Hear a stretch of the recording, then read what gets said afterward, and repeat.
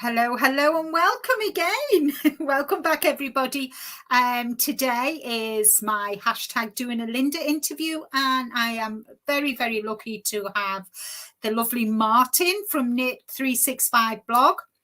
And as always, when I do my interviews, I concentrate on my guest more than the chat, but I want to welcome each and everybody in, to Christina, Caroline, Margie, Isabella, welcome in, Chris, Crafty Moose, Sarah, and everybody who is going to watch the replay. I hope you enjoy it. I have been super excited at when Martyn agreed to do this interview, and it's great that he's in the UK too, which always helps.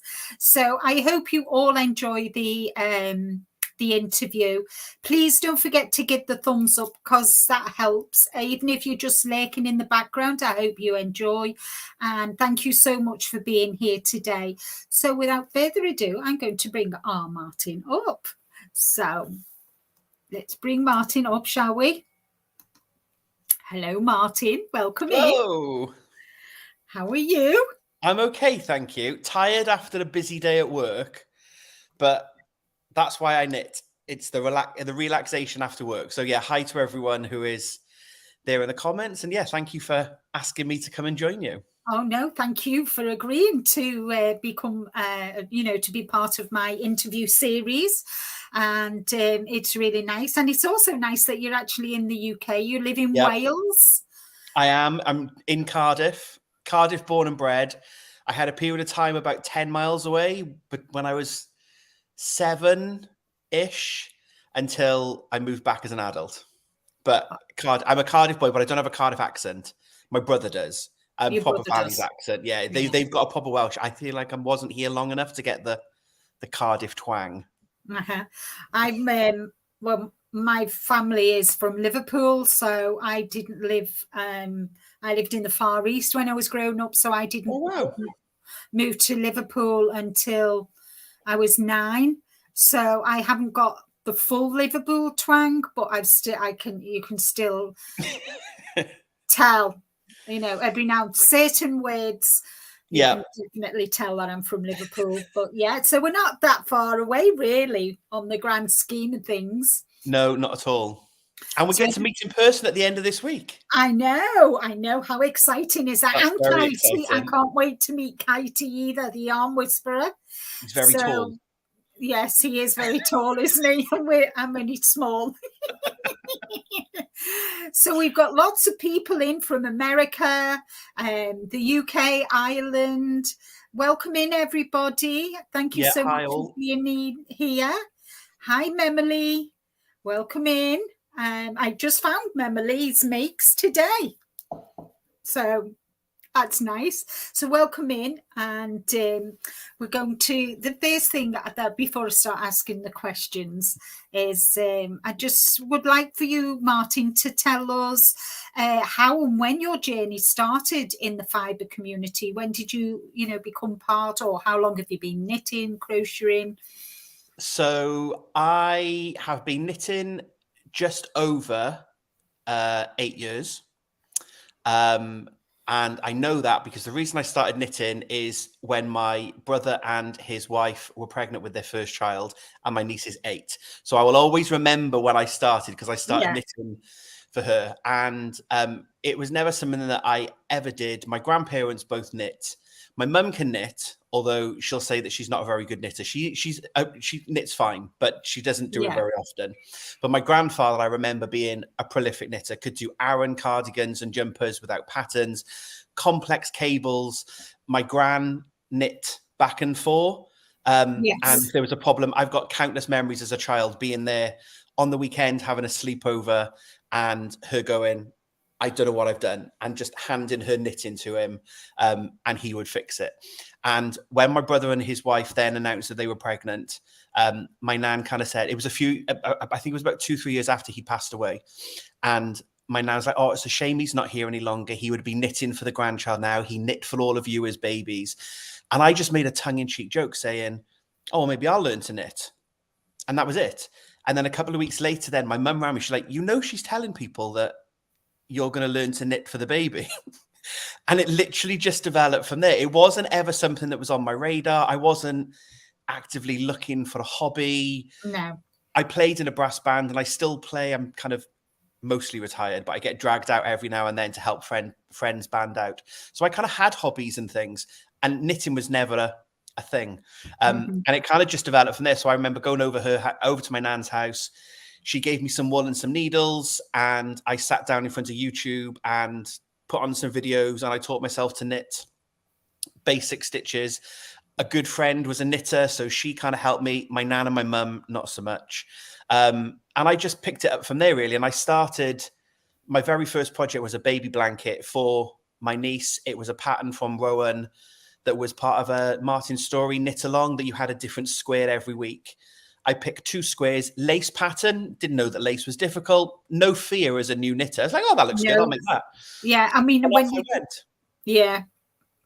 when you are a new knitter, when you see, I mean, with us having the experience we've got, and we see new knitters and they're attempting things that we would think, and they do it fabulously, no fear at all, because it's, they just jump in and dive in and get on with it. And that's it. And I just didn't, I didn't know any different. So I just found these patterns and off I went, and I made it.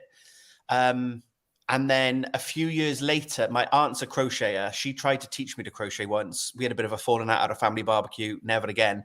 But the reason I wanted to crochet was for Toft, because I discovered Toft through my aunt, because she had the Ed's Menagerie book. And I remember looking through it and just being inspired by the photography. And at that point, it was many years ago. So before Toft is the company they are today, with all the bright colors and the pastel colors, it was just that plain neutrals. And I remember just looking and thinking, oh, that's really pretty. I'd love to learn to do that. Tried to teach myself to crochet. Wasn't happening. So I took Friday afternoons off work. I agreed with my boss. I had day release for 3 Fridays. And then 2 till 4 on a Friday, I did a class at my local yarn shop. And Gail, the crochet teacher, sat next to me and showed me how to do it. And then off I went. So I tried to teach myself crochet, but that was probably then. I'd been knitting maybe 4 years, 5 years. I was later to crochet. So I would definitely count myself as a knitter who can crochet. Although maybe we'll do a spoiler later. I've got my cardigan here for the weekend. So I've crocheted a garment now. So I probably am a crocheter, but I'm definitely a knitter. What you are, you're bistitchual. Bistitchual, yeah.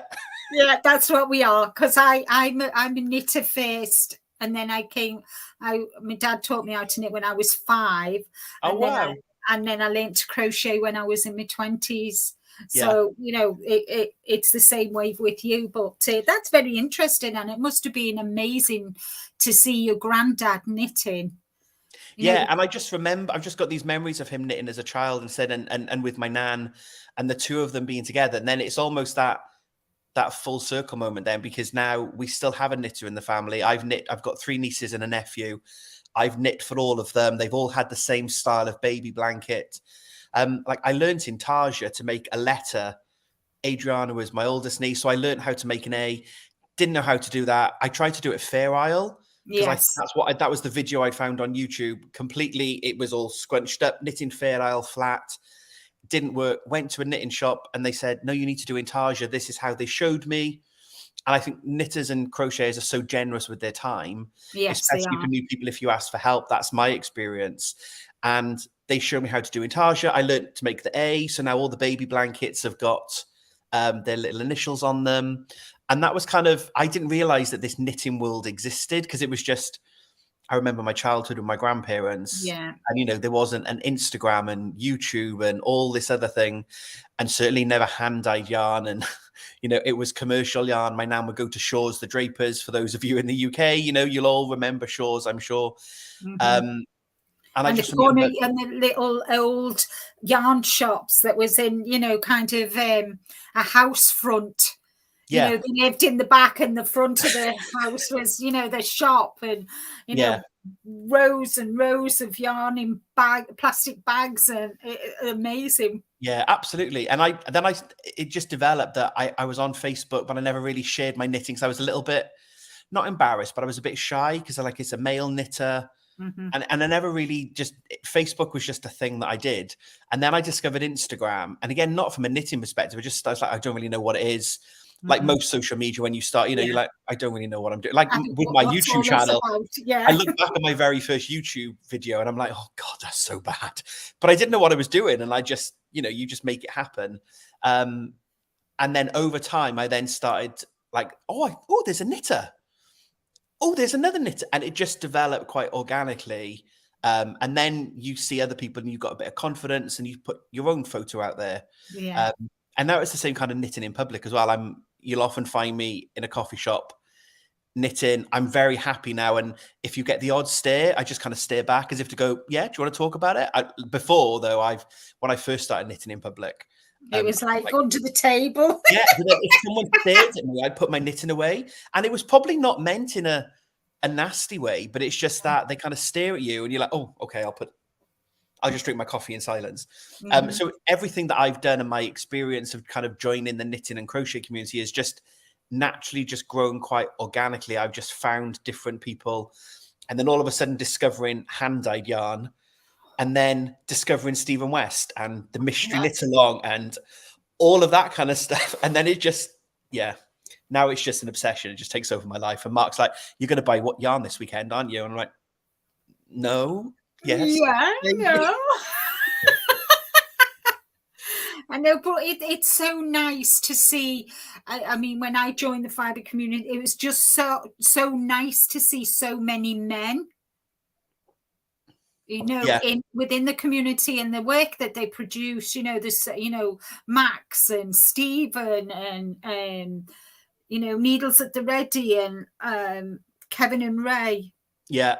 You know, there's so many out there that are just, you know, some of the work is just amazing. So that's really nice as well, that there's becoming more and more knitters and crocheters, you know, male. Yeah, absolutely. And that's what I love is that you know, there is a diversity within the community now. And especially when you have, you know, it from what is our hobby, you know, people that have made really successful businesses out of it, like Stephen West, like Max and Vincent. You know, it's amazing to see, you know, some quite high profile people then coming out with patterns and, you know, different hand-dyed yarn and things and kind of sharing their skills and expertise and kind of bringing people along with what they're up to and what they're doing. And then, you know, the way that they can drum up the excitement, like Stephen with the mystery knit along. Yeah, and Tom Daly for us here in the UK, he's definitely put his stamp on in the fibre community as well. Yeah, for sure. Although I do say to people, they're like, "Oh, I like Tom Daly." Like I was knitting before Tom Daly. Me too.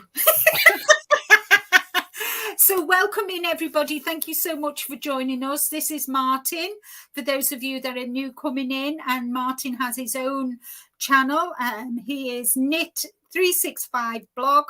Please do check him out. The social media links are in the description box below. So please do go along and join Martyn. He knits and crochets. He's bi-stitchual like a lot of us here today. So moving on to the first question, Martyn. Yeah. So from when you started your journey in the fibre community, have you seen a change with regard to people's perception of yarn in general?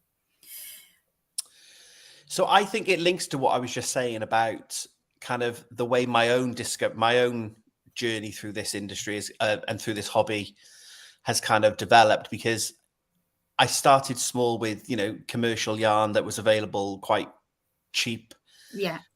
And it kind of just grew quite naturally. So for me, my interaction into the community is kind of absolutely seeing, is kind of learning about new people. And I think when I discovered hand-dyed yarn, I think my mind was then like, oh, what is this?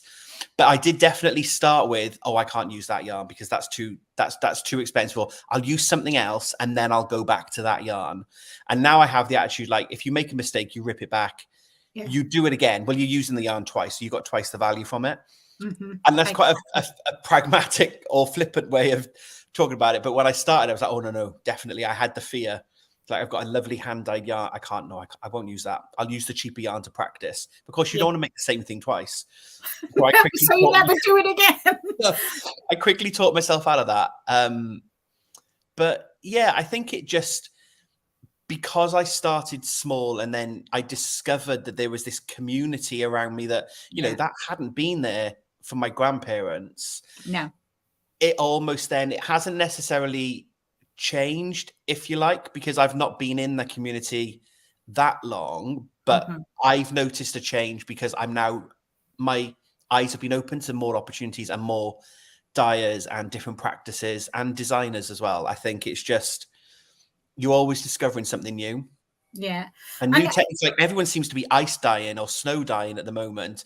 That was another thing on Instagram. I was like, when the snow happened, there was loads of dyers that I've been following, grabbing the snow off from the garden and sticking their yarn. And I don't know, because I thought you needed heat. I need to discover this a bit more. I thought you needed heat to set the dye. But Me too. Loads of people doing that. And wow, that's a new, because I knew tie dyeing when you put like elastic bands and stuff in yes. Yeah. Never heard of snow. That's a new one on me. I've never heard of snow dyeing either. I'll find you a link for a couple of people that were doing it recently when we had the snow in the UK, but they're in the garden with yarn tied up with snow on top and ice. And I'm like, oh, okay. And I think you're always discovering something new. There's always a new technique or there is a new trend.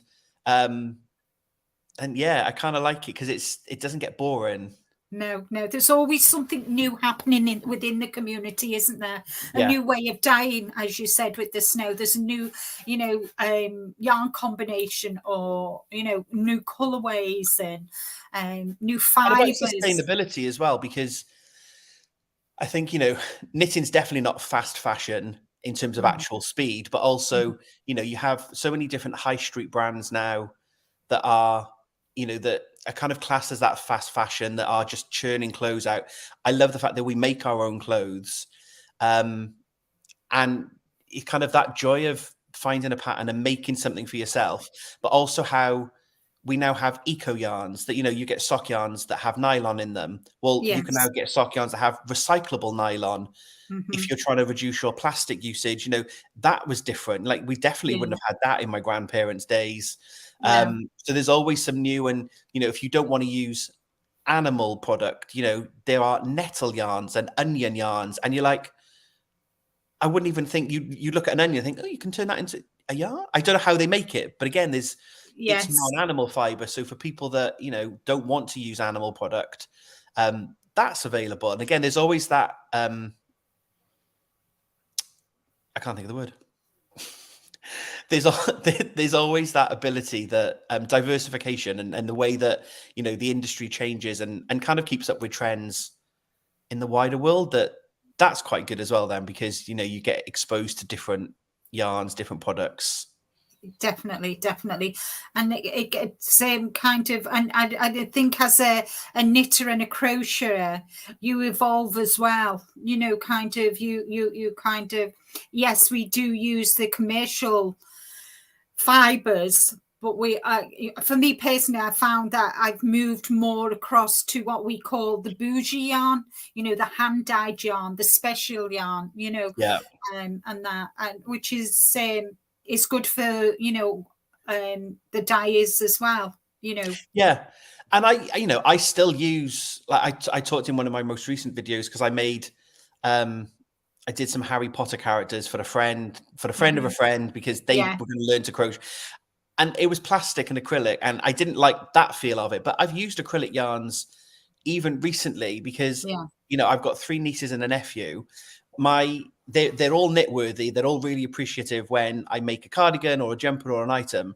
But I will at some point make hand dyed items for them. I'm not worried about that. But no. While my nephew and my youngest niece are one, my sister-in-laws don't want to be worried about, that's what Martyn made, that's hand wash. Yeah. Do you want to just throw it in the washing machine and then get it washed, dried, and give them back to him? Absolutely. And on that basis, then it's either a commercial wool yarn or it's a commercial yarn that's acrylic, and it's absolutely there's some beautiful acrylic yarn as well. It's changed so much from when I started knitting to today. Even the acrylic yarn, you can get some really beautiful soft yarn, that is absolutely. acrylic, and the recyclable yarn is beautiful as well. So they call it reuse, don't they? Yeah. And that's it. And there's so many different then products available, whether you want that reusable or eco, or you want that soft, or you want to pay, £30 a skein for hand dyed. There's hopefully something for every budget, but also every style then is said, like, nettle yarn and bamboo yarn and, everything. It doesn't just have to be kind of that traditional sheep and alpaca, although I love alpaca. I know it can be quite polarizing that some people are like, oh, no, it's too scratchy. Like, I could have a pillow out of alpaca. It's just, I think it's so soft. And I haven't got an alpaca jumper yet, but at some point you will in the I future. Will. In the future. I'm not even buying that yarn yet because that'll definitely sit in the stash for ages. So on to the next question. What is your favorite project to make, and what stitch or stitches are your go-to for the projects? So if you're knitting or you're crochet, because you do both. Yeah. Definitely knitting is my go-to and is my preferred. Like, I started a new project on the weekend. I cast on a knitted shawl. I was like, I don't really have anything that I've got loads of knitted projects that I love, but I was like, I've got nothing really easy to watch in front of the telly. And I've done loads of crochet recently. It's like, I need a knitted project. So I think if you had the two projects in front of me, I would be drawn to the knitted project. And I think you can't beat a good old bit of knitting in the round. And I know that might sound really boring. And a bit just vanilla, when you're watching a film and that, and you just want something, that you can just sit and knit, and it goes round and round. And absolutely. So I really love making jumpers, and I've done bottom-up jumpers and top-down jumpers and seamed jumpers, and I think definitely will be top-down. Because I love the variety as well, because you can do a very simple top-down plain jumper, but you've still got interest because you've got shaping in the back. You've got split for the sleeves. You might have some short rows. It's a basic knit stitch, but there's enough interest to keep you, there's enough there to keep you interested. And the raglan as well, the raglan gives it interest as well. So, and that's it. So I think if I had to pick one project to just knit for the rest of my life, would probably be a top-down knitted jumper. Yeah. I think you could do other things like, cable and brioche. Like, I've done them. I just find them a bit slow. And I'm definitely, the more I knit, the more I know I like that gratification. I don't like projects that like just seem to take forever and don't seem to want to grow. And I feel like that probably because I don't do enough crochet, enough cable or brioche. I just find them a bit slow and a bit clunky. And I think if I did them more often, I would probably maybe favor them a little bit more. Yes. But I just feel like if you give, I've got a brioche project on the go. I've got like an infinity cowl, or it's got brioche in it, and I'm at the brioche stage, and I'm like, it's probably sat there for about a year, because now I'm like, oh, I've got to do the brioche. But I know when I start it, I'll be like, oh, this is actually quite straightforward. But yeah, I think I wouldn't be any of your fancy stitches or techniques. I think give me a good old fashioned top down jumper, and I think we'll be you'll be quite happy. Excellent. Yeah. So we're moving on to notions now. So what are your 5 favorite notions you have and you just can't do without? So I found, I was thinking about this one, and I don't know if I've got 5 specifically, but I kind of have my bag that I thought I would, rather than just listening to me, we'll do a bit of show and tell. So this is my general all-purpose knitting bag. I've kind of like half pinned it. I'm going to get the other half done is my plan. But kind of within here, we'll come to this in a minute. This is my lifesaver. And this is probably where I could probably get my 5 things from in here. But I kind of feel like this is my general knitting bag. Like, I've got a little bag with stitch markers. And then I've got pens so I can make my notes for my podcast, is how I do it. I've got needle stoppers, pins, because you never know. Like, I feel like it's like my knitter's SOS. If there's something that's gone wrong, I can probably find a way to fix it within my yellow bag. But with this so Mark bought me this for Christmas. It came from John Lewis a few years ago. And whenever I go out and about, this always comes with me. So I have my knitting project and I have my little blue pouch, because it's got my scissors.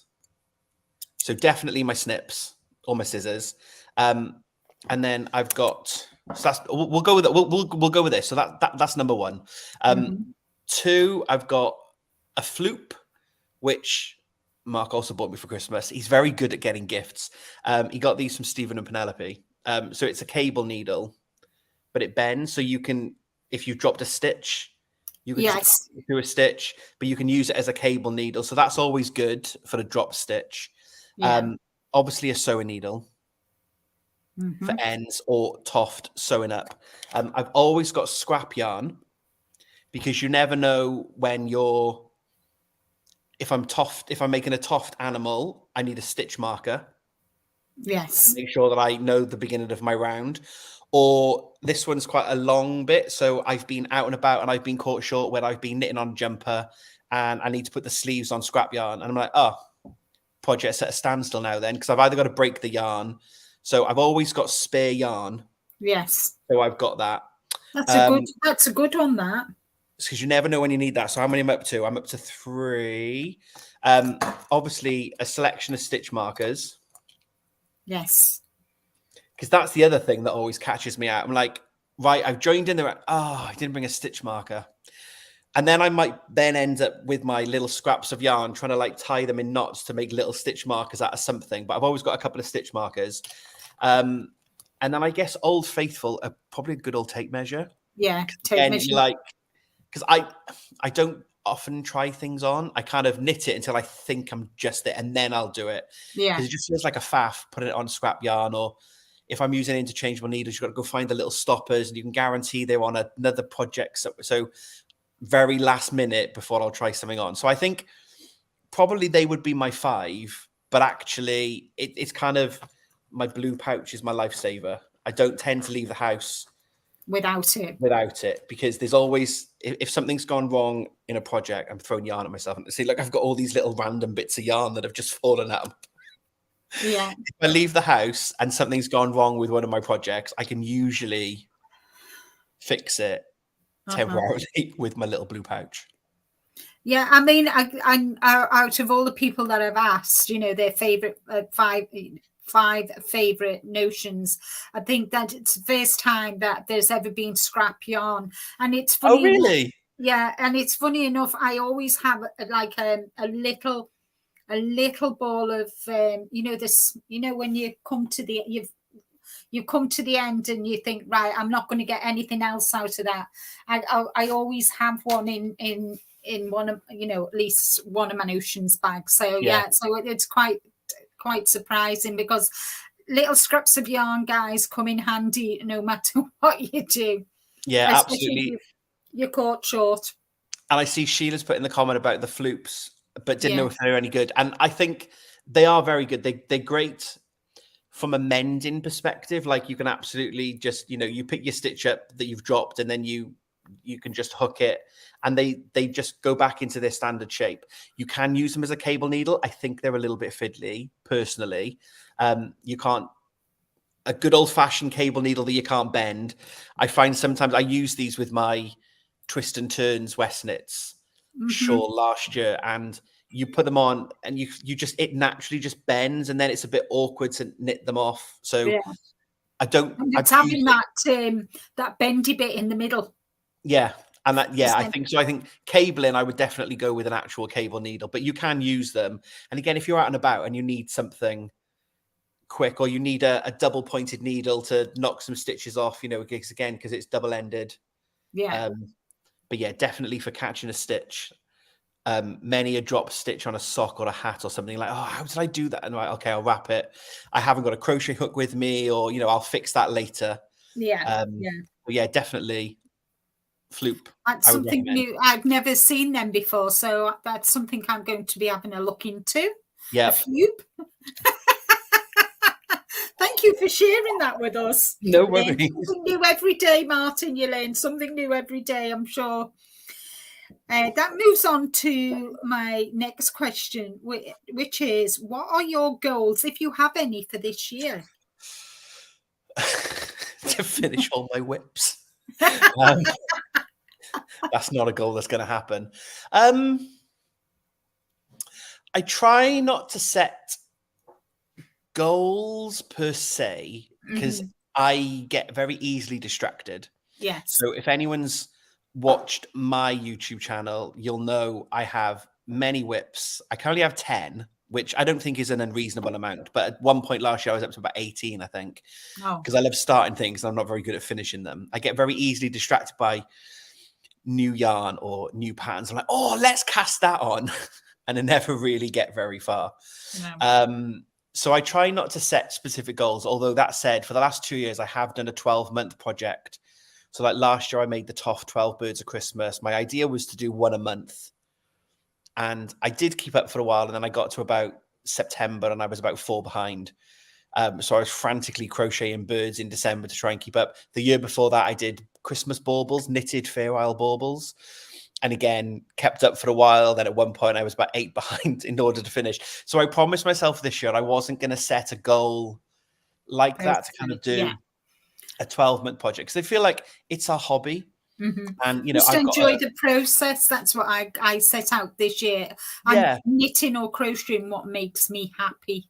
Yeah, for sure. And, I work in an office job in a corporate world, completely away from anything fiber related. So it is my hobby. It is my downtime. I finish work. I want to do some knitting or some crochet.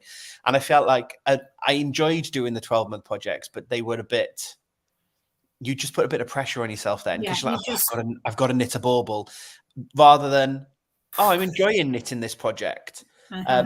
So no specific chore. Yeah, absolutely. And like the birds, I was like, Mark said, well, just leave the birds until next year. It's like, no, because I've made 9 now. I'm going to have to finish them. And yeah, it just becomes a chore. And I feel like no specific then goal like that. But what I have said is some like mini goals, like the Toft dolls, which I'm sorry for corrupting you that you now have your own Toft doll. I'm going to try and there are 3 a year. So I'm going to try and do those as they come out, because I made one of the 3 last year. So there's another 2 things that I've bought that have just come in the house and just sit in my stash now, waiting to be made. So I'll try and keep on top of those types of things. I want to finish Mark's jumper. That is going to be absolutely fabulous. I watched the video last night and I thought, oh my gosh, that is gorgeous. Absolutely. It's going to be stunning. I'm trying to wonder if I've got. He'll be jumping for joy when you get it finished. Oh, don't! I've told him he needs to film his own podcast episode when I've done it. You put balloons out of the flats. Oh, I know. The apartment. I haven't got a photo easily to hand to show people. Oh, this I have. I don't know if this will show it. So if people aren't familiar with my channel, I'm making an Argyle jumper for my other half. It's made out of merino silk and alpaca, and it is gorgeous. But man alive, it's slow going. It's intarsia all over.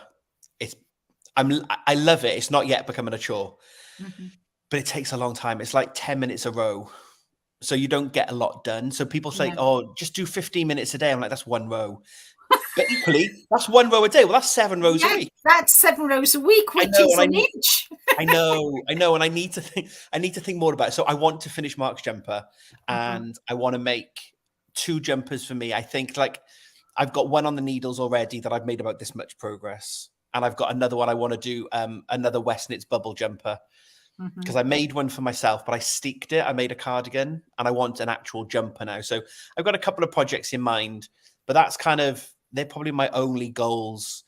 As per se. Yeah. And then I've done my collaboration this year with some designers and a dyer. So Gemma from Little Grey Girl has dyed some yarn in colors that I chose, which was amazing. And then Louise Tilbrook, waiting to start. 2 weeks time, we're going to be there. And Louise Tilbrook has designed a knitting shawl to use that yarn. And then Hannah Goff from Jamanda Cottage Crafts has designed a crochet shawl to go with that yarn. So that was one of my things that I talked about at the end of last year, that I wanted to do something and kind of use the community that I've been building on Instagram and YouTube to kind of share other designers and dyers and people and brands that I like working with my community who may not have heard of them. So that was kind of a goal I had last year that it's taken a long time to plan. that's materialized this year. So I'm really looking forward to getting the collaboration going out at the end of the month, and we start that one and start making our shawls, and then It's maybe Friday, another isn't it? We start that Friday the 24th. Friday the 24th. Yes. So we had unfortunately the UK Royal Mail cyber attack, so all the international postage was put on hold at the wrong time because the yarn was dyed and couldn't go anywhere. So the strike is now the cyber attack's been fixed, I think. Yes, and it has, because I've sent off yarn to Canada and America. So yeah, it's lifted. Yeah, so yarn started arriving around the world, but I like to be I want to try and be quite inclusive, and that's why my make along, we've got a knitting pattern and a shawl and a crochet pattern, because what I didn't want was, well, Martyn's going to do a knit along, but I know that I have a lot of crochet followers, and then vice versa. So yeah, the idea always was to try and approach two designers, one knit, one crochet, so that we all do the same pattern. yes, And there's a similarity. So when you look at the knitting and the crochet shawls together, there is a similarity between them. So I might try and do another collaboration later in the year. Gemma's talking to me again now after she had to dye 300 something skeins of yarn. Oops. Which is fine. It was fun. But I might try and do a collaboration. So it kind of, again, just quite natural. Let's just see what happens. Yeah. No pressure. It's fun. It's kind of our hobby. Meet new people, get back out and about to yarn shows, which is lovely. And I love, going squeezing yarn in person and convincing yourself that you don't need that special single Do you scheme. smell the yarn as well when you're at the, if no one's looking? Yes, just go, oh, that smells nice. Yeah, I do like a good squeeze, because I quite like yarny yarn, like gritty yarn, like proper sheep yarn. I do quite like that.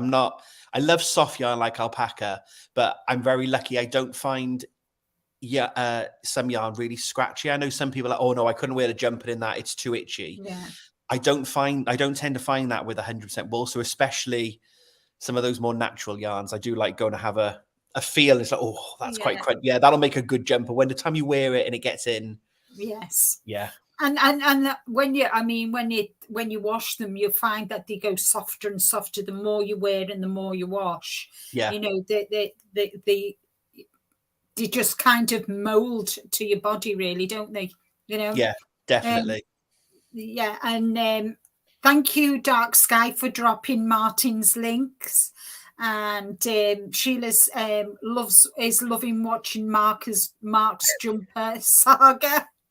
Not as much as Mark is. No, and Memily is excited to start the make along like I do. Hello, everybody. Welcome in, and thank you for joining us today. I am interviewing Martyn from Knit365 blog, and he's based in Wales, Cardiff, which is not far from where I live in Warrington. And yes, so it's we're just enjoying our little interview. So the penultimate question is, what's your greatest achievement so far? What do you feel is your greatest achievement?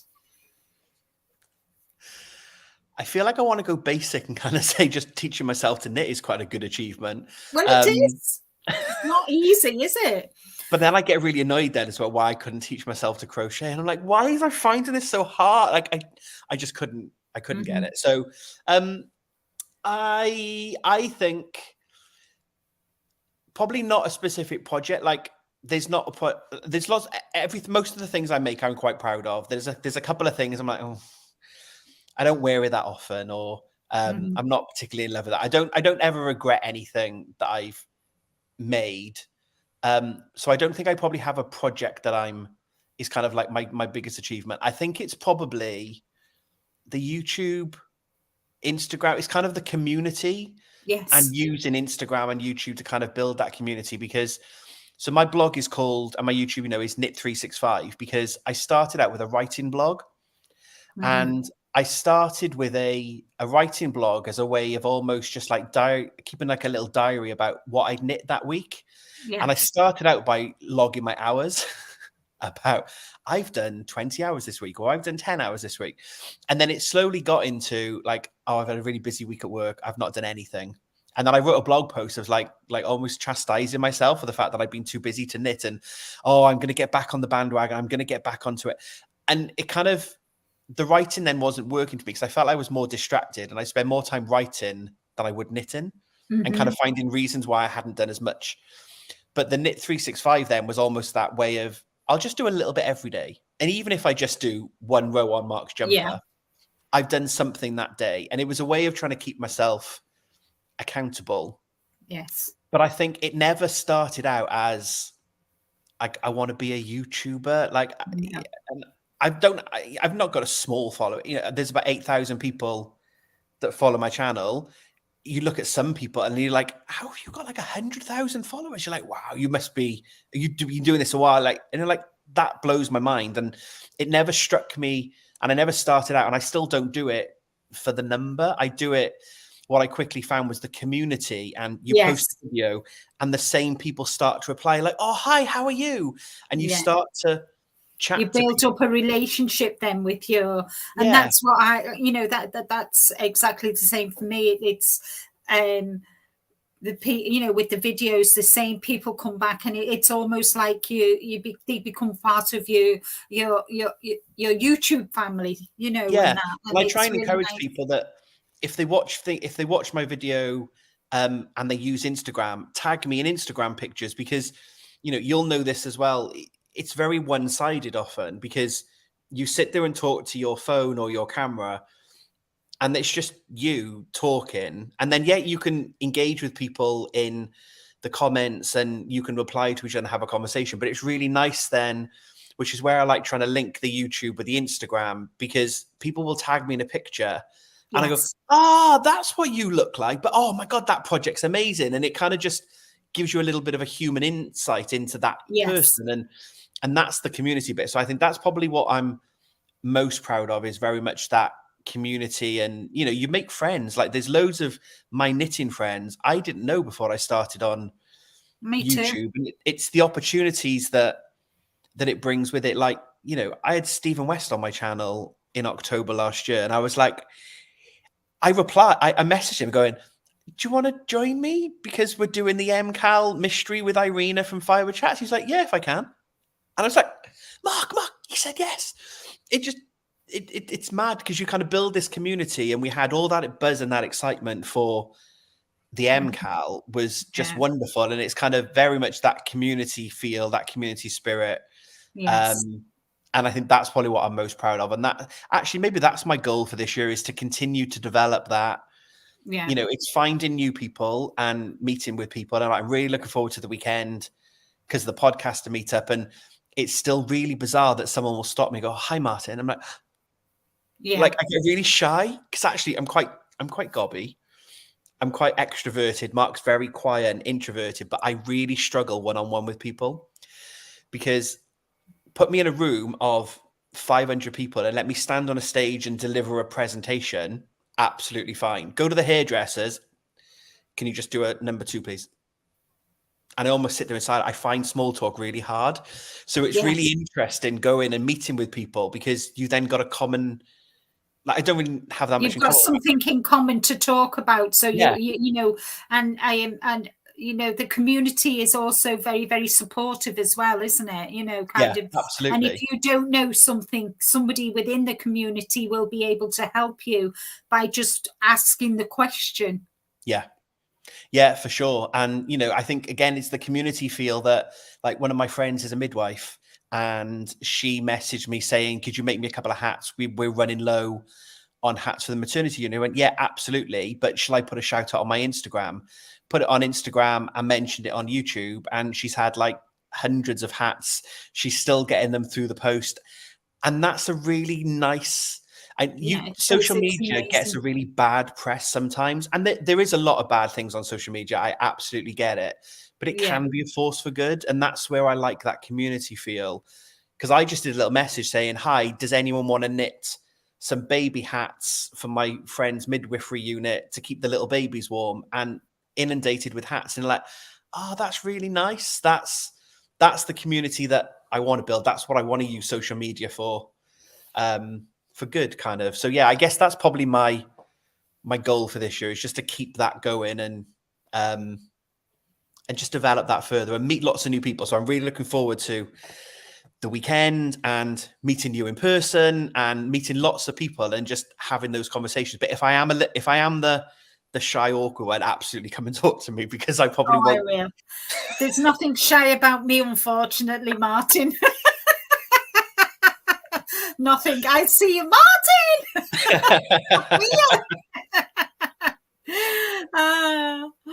And yeah, see, Sheila, that's how I feel. Small talk is an art. I think you can either do it or you can't. I'm getting much better, because I remember the very first time someone stopped me and said, "Are you Martyn from YouTube?" And Mark and I were literally just like, "What?" We were at Yarndale. I remember we were at Yarndale, up in Leeds, a few years ago, and someone just stopped me, and we were both just like completely, what? And I think I had 1,000 followers or something on YouTube. So it wasn't a big following, but it was like, what are the chances that the two of us were there? And Mark, and then the lady asked if she could have a photo, and then she would tag me on Instagram. And I remember Mark texting in the family WhatsApp group, and all the family were just like, "What? Someone wants a photo with him?" And it just developed from there. But I still remember, and hopefully kind of be like quite a humbling experience, that, you know, people want to stop me and have a conversation. That's really lovely. You know, there's no expectation with that. You know, absolutely. I just sit and chat to my phone. It's a way of still keeping me accountable. And people seem to like what I'm talking about and like the point, like the projects that I'm making. And I'm happy to try and corrupt people like you with your Toff doll now that you're going to get into. Yes. But I love it. But I still just remember being completely floored. And a few shows later, we were at Unravel in Farnham, and Mark was with me again for that one. And someone turned to me and went, "Oh, you're shorter in real life." And we were like, "What?" And he went, "Well, how tall did you think I am?" Well, we only ever see you from your shoulders, and we just assumed you would be a lot taller. We're about the same height. He's probably about half an inch shorter than me. But it's really funny chatting to people. But that's really not, I don't find that awkward then, because there's a funny thing that, you know, had on my show, who you, where you from. That's all fine. But like, yeah, sitting in the hairdressers, my worst nightmare. 500 people presentation, marvelous. Sitting there, don't talk to me. I don't know what to talk about.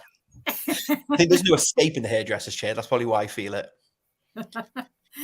Well, we've come to the last question, and it's really, what would be your top tip for beginner knitter, crocheters? This is an easy one for me. There are no knitting police, and you do you. Like, don't be afraid to make mistakes. And if you know that there's a technique that you don't like, well, don't use it. Find another substitute. I remember knitting socks not long after I'd started knitting socks, and the heel had a wrap and turn heel, and I was getting so frustrated with it. It was on 2.25 needles. I couldn't do it. I couldn't get the wrap. And I remember being at knit night in my local yarn shop, and one of the ladies there just said, "Well, have you done short rows before?" And I said, "Oh yeah, I did this Stephen West scarf, and it had a German short row." She's like, "Well, just use that then." I said, "Oh, but the pattern says wrap and turn." She's like, "It's a short row." I was like, "Oh." So I can swap. It's interchange. And it was almost that light bulb moment then. It's about, you need a technique to change direction and not give you a hole. So it's absolutely like, there's no such thing as a knitting police. No one's going to come at you and go, "No. Did you do a German short row there instead of wrap and turn?" And it's the same, I find, with loads of other techniques. If there's a way that works for you, like, I love watching people knit and crochet, because everyone holds their yarn differently. Like, I taught myself, I've got a really clunky technique where I wrap the yarn around my middle finger. And it's a whole hand gesture. Whereas I watch some people that just do it around the finger, and it's just this tiny little movement. And I love watching the way that people knit and the way they hold the yarn. And again, that just is testament to, there's no right or wrong way. You do what works for you. And I've always, and that's something I've always said, is you do you. It doesn't matter how you hold your needles, how you hold your yarn. At the end of the day, if you can produce a piece of work, whether it's knit or crochet, you're a knitter and a crochet, whatever. You've produced this piece of work, and don't let anybody ever tell you that you're holding your knitting needles wrong or you're holding your crocheting hook wrong. I totally agree with you there. And it's nice to see you, Tracy and Kirsty. Hello, and hello to everybody in the chat. Thank you so much for being here. Yeah. And we've done our, we've done. So I'm just going to open to see if anybody's got any questions for you in the chat, if that is okay with you, Martyn. Yeah, of course it is. And that's it. And I said a bit earlier, you know, the knitting police thing, if you make a mistake, you make a mistake, you know, because it's our hobby. And again, if you make a mistake, you rip it out, you use the yarn twice. So, you know, you've got twice the value. I genuinely believe that. Like, you make a mistake. We love knitting, and if it takes us 2 or 3 attempts, now granted, if it gets to 3 or 4 attempts, I'm probably going to have to stop, go and start something else, and then come back to it because I'll get really frustrated. Me too. Or I frog it all together and say that the yarn is not happy. It does not want to be that project. It's going to be something else. Although, do you find when you talk about your projects on YouTube, do you find that YouTube keeps you more accountable? Yes. Because I feel like there's so many times I've made a mistake and I'm like, right, I can't do it, yarn, and it's down. And then I'm like, oh, I've got nothing to show this month. I'm going to have to finish it. Right. I'll make a blog out of it. Right. Get the tripod out. And then I'm like, oh, right, I've got a problem. Because I do all of my YouTubing on my iPhone. So I just sit there and chat to Mark will often walk in. He's like, oh, what are you doing now? But I find that YouTube keeps me accountable because I feel like it's an opportunity to share the problem or share what I've been up to. In my last video, I cut my socks because I made the cuff too tight. Yes. And I didn't know what I was doing. I went on YouTube. I found a video on how to pick up ribbon. So I watched that video, then I picked it up, and then I got the scissors out and off we went. Yeah, I was, you know, yes. And, you know, kind of, there is always something out there that will help you to get over, you know, whatever we're trying to find to do, and that's it. And I love YouTube because you can find something, but there isn't. And someone mentioned it, I think, earlier up in the comments about there's not that many bricks and mortar shops anymore.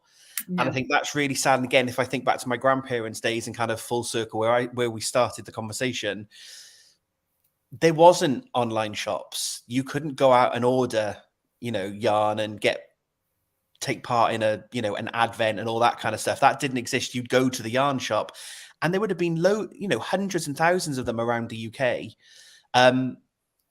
But you had all of that help. And I think back to some of the things when I really first started, I learned from those local yarn shops. And I'm still incredibly lucky that I have a bricks and mortar yarn shop about 5-6 miles away. It's actually between here and my brother's house. So I pass it, you know, every couple of weeks when I go and see him. And I've been asked to go and help them out at Wonderwall again this year. So I'll be on the Ammonite yarn stand. If anyone's at Wonderwall, come and say hi. And I'm really lucky, and I know I'm very lucky to have that bricks and mortar shop because you can't beat that. Can you help me with this project? And I found them because I was knitting a jumper for Mark, and I was just doing ribbon. And now I know what I'd done, but for some reason I'd got knocked out on my ribbon. Instead of having the columns, I'd obviously knit the purls and in the wrong order. And all of a sudden my ribbon had just shifted. And I remember ringing them saying, I haven't bought the yarn from you, but I'm really stuck. Can you help me out? Yeah. Pop up. Yeah. And then I sat down, and then Ruth showed me. She went, you look really scared. I was like, can you just, like, I don't know what so I tried. Do you want me to just do it? I was like, yeah, can you? I said, I'll watch you. And then I watched her for another 10 minutes. So I was like, right, I'll have another go now. And you can't beat that. That's sitting next to someone. I've got my local Black Sheep wools. I don't know if you've heard of it. Yeah. They're about 15 minutes away from me, so they're my local. Amazing. Yeah, so it is nice that you can go and, you know, if you can't physically go to your local yarn shop, you can actually go on YouTube and, you know, hopefully find what you're looking for and why you've gone wrong and that. So yeah, and there's always that support. Like I'm doing the Toft, the unofficial dollar long, because it's great to support each other. But I've already had a couple of people message me, go, oh, my floats are too tight on there. What did you do? And some of mine were too tight. I've just cut them. It'll be all right. It doesn't say that in the pattern, but just cut them on the inside. The stuff and will hold it all together. And again, you find that support. If you don't have that bricks and mortar, that face-to-face, there will be someone online that will help you. And if you get stuck, I'm going to be a week behind because it started on Monday, didn't it? We started on Monday.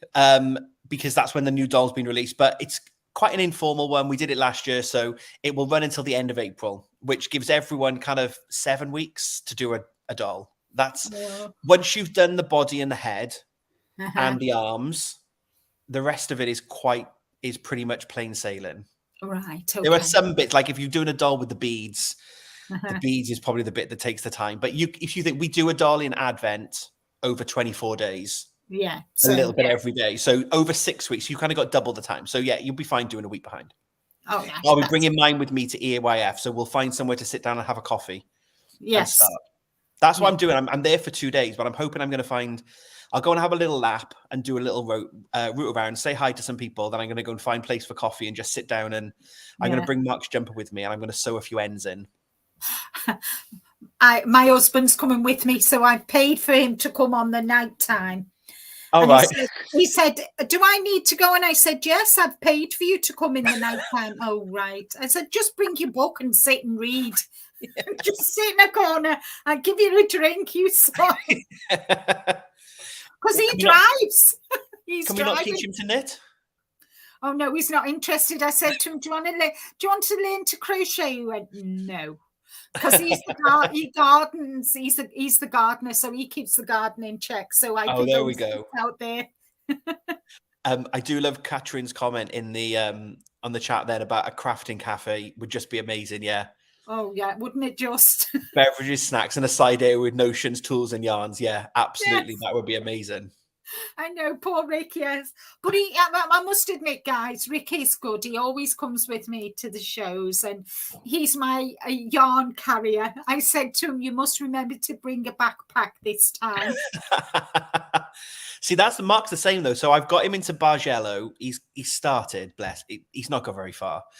But it's quite funny now because, again, this kind of community feel on YouTube, often people will go, how's Mark getting on with his coasters? I'm like, yeah, how are you getting on with your coasters, Mark? When he then says to me, where's my jumper? Although he says, I've had like 3 years head start on his jumper, so he's got a long time left before I can start nagging. But he's the same. He doesn't knit and crochet, but he's totally an enabler. He'll find a pattern and he'll send it to me. And he follows lots of the Instagram accounts now as well. So he'll see someone and he'll come over to me and I'll go, can you make that? I'm like, yeah. Would it be this year? No. I'll add it to maybe next year. Maybe not. The year after. The year after.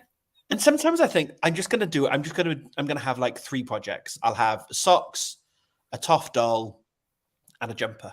Mm-hmm. And then I'm like, oh, that pattern's nice, isn't it? And then like, no, you'll never, ever will be able to just do like 1 project or 2 projects. There's always going to be a range of projects. There's always going to be stuff you want to do. I mean, I usually have at least 10, 11. I mean, I've just finished one today, and we're going to do a sneaky peek as well, because both Martyn and I are going to the East Anglia Yarn Festival, and as the make along by, is it Kelly from? Yeah, Cup. Oh, what is it? I could find it. Craft and a Cuppa. Yes, Craft and a Cuppa. So everybody was going to, we'd take part in the make along. We were doing the hexagonal granny cardigan. The granny cardie. And this is Martyn's first. Go on, I'm going to make you a solo, Martyn, so we can see it. So this is mine. Beautiful. Very nice. I'm obsessed by this blue. It's a lovely blue, isn't it? And I like the pattern's really straightforward for you to adapt. I know you'll show yours in a moment, but we've got different collars, haven't we? Because I did the ribbon on the cuff, as per the pattern. But I was obsessed. Crochet ribbon is going to be my new favorite thing. I need to put it in every project. So I wanted to do ribbon on the actual jumper. Yay, it looks fabulous. Now it's very warm though. I won't have it on for long at the show. No.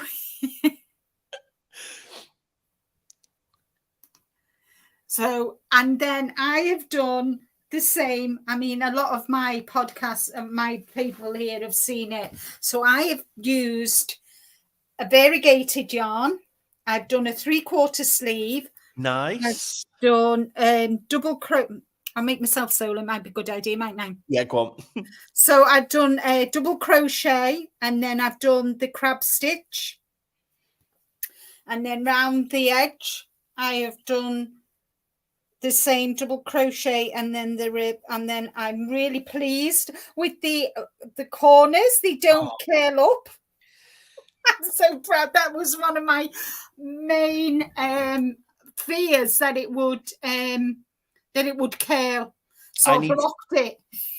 I need to give mine a little block in. I'm working from home tomorrow, so I'm going to get up early in the morning. I'm going to give it a little block because I've done ribbon. It obviously needs to turn the corner. Yes. So I've had and I saw that. I thought that was a brilliant idea. It works, but this is a lot thinner than this is. Obviously, this is more sturdy as the rib. So what I need to try and do is block it and then pin that out. Yes. Like it won't bother. I won't be fussing with it. It fits perfectly. I'm really happy with it. Yeah. But I'm going to need to give that. I'm not going to have time to wash the whole thing because it won't dry. No. It's like 8 skeins of yarn. It's so heavy. Yeah. But yeah, I need to fix my corner. But I love how, the comment. Thank you for the lovely comments. Yeah. Thank you, Tracy. It's lovely to see you here. The Woolen Wishes girls. And thank you, everybody, for your lovely comments. I've met the Woolen Wishes girls. It was lovely. We met at Unravel. Did you meet them? Yeah. I wanted to go to Unravel, but I was elsewhere, or I had something else on. It might have been Unravel Autumn. I think it might have been. Yeah. Correct me if I'm wrong, ladies. I think it was Unravel last year. They just appeared and it's like, we watch your podcast. And it's like, oh, I've seen your podcast. And then, it was lovely. Yeah. Thank you, Spring. Thank you, guys. And thank you all so very much for being here.